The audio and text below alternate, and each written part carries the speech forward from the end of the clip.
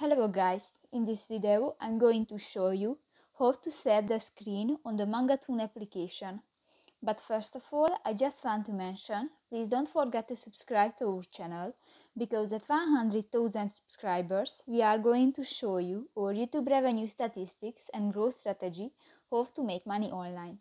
So let's jump into it. First of all, open the application on your device.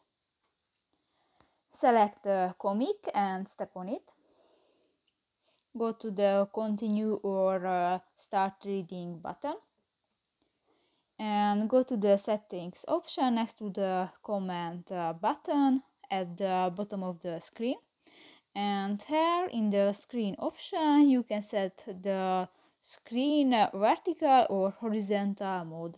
Just select one and step on it. So that's pretty much it for this video guys. See you in the next one. Bye bye.